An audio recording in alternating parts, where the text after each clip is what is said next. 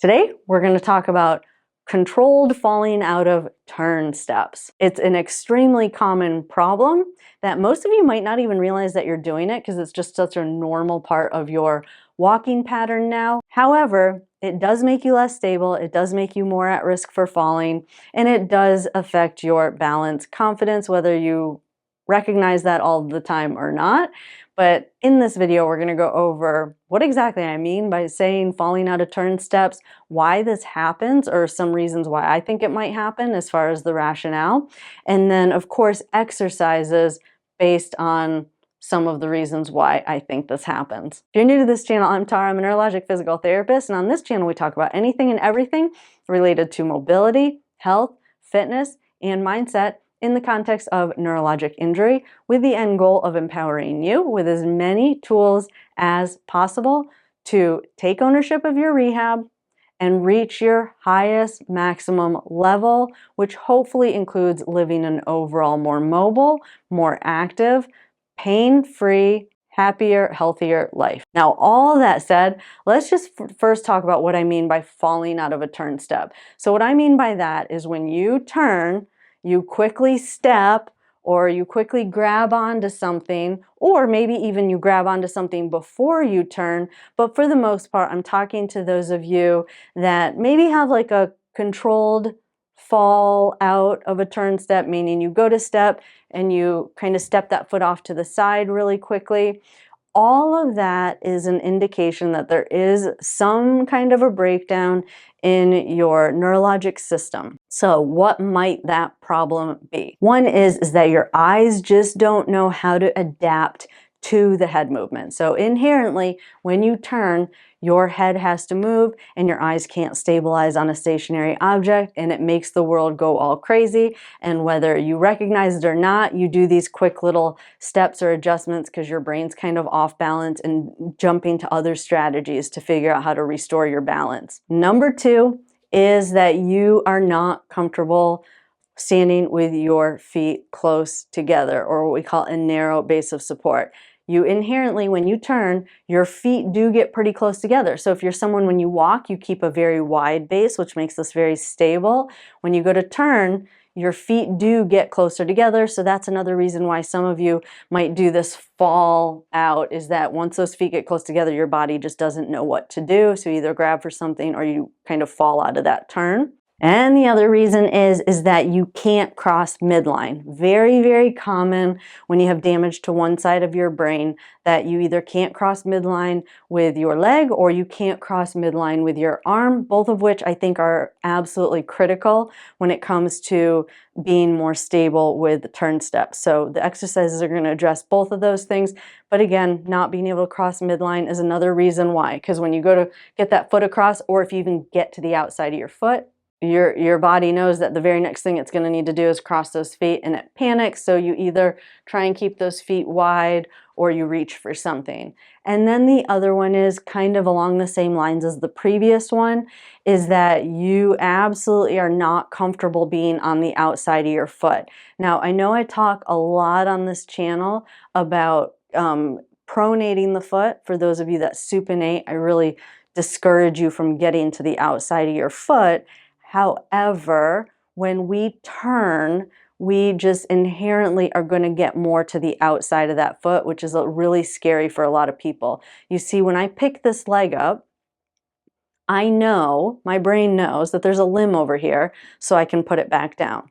When I pick this leg up, my brain also knows that there's no kickstand over here, there's no backup system, there's no safety net over here. So if I start to get a little, my center of mass, or my belly button gets a little close to the edge of that cliff, that I'm gonna fall and I can't bring myself back. So, and some of that has to do with weakness in the ankle, but that is something that is absolutely essential, that you can get on the outside of that foot and feel comfortable that you would be able to get your midline, or your center of mass, back over to the inside of your foot where you have another support to rely on if you need it.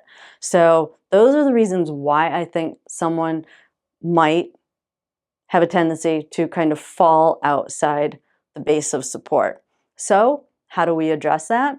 The first way we do that is with head movement. Head movement in any way, shape, or form you possibly can. The first one is feet shoulder width apart and just looking over each shoulder, just back and forth.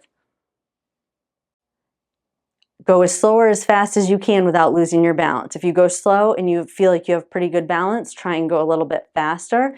If you go a little bit faster and you still feel like your balance is pretty good, the way to make that more challenging is bring your feet together and do the same thing. And then, very, very challenging, put your feet in a straight line and try and do the same thing again. You see, I have to slow my head down because I am losing my balance a little bit. All right, so that's the first one involving head movement. All right, so now the other one that involves or incorporates head movement that I think everyone should work on are pivot steps. Now, if you don't have good ankle stability, you definitely don't want to do this, or you want to do it with a therapist first. But basically, you're just going to pivot on your toes, pivot on your toes, pivot back on your toes, pivot back on your toes. Now, if you wanted to spend a little bit of money, these, my feet are now on two kind of pivot discs that you can also work on this. It's great just for overall balance. There's a ton of things you could do, but they're just frictionless discs that spin. And so if you wanted to spend a little money and work on this a little bit more, you can invest in these. I'll put a link for them in the description below. But again, you're trying to just disrupt that balance.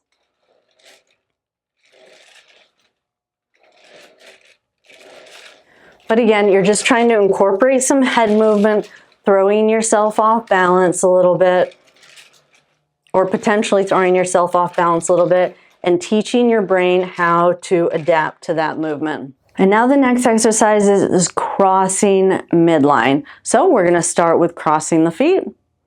First thing you want to be able to do is just stand with your feet crossed.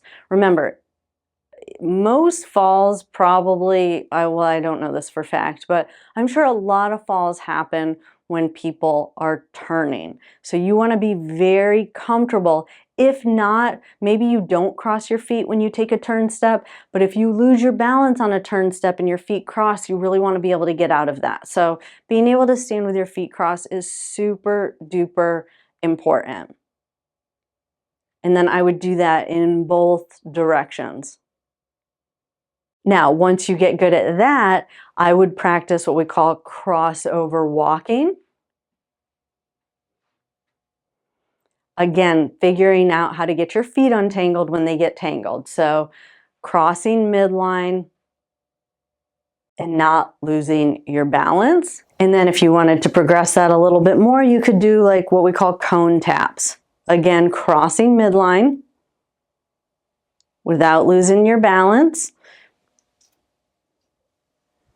And you should try and do this on both legs. If you can't lift, if you have a weaker leg and you can't lift it up that high, at least do it on the other leg when you're standing on your involved leg and do it that way. But you should be able to do that to both sides. And then if you really wanted to challenge yourself, stand with your feet crossed and reach the arm across midline and back up.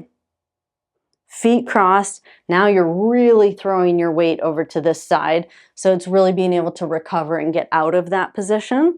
But again, reaching across midline and back up, and then do the same thing on the other side. Feet crossed, crossing the arm across midline and back up. Across midline and back up, trying to recover and get out of that position.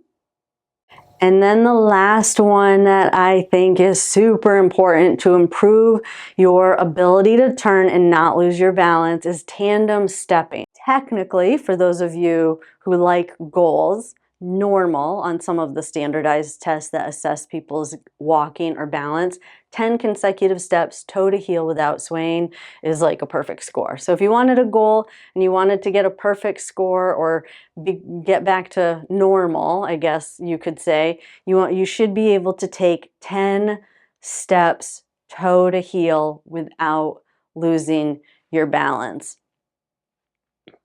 And I would do it forwards and backwards. That's what I do with my patients.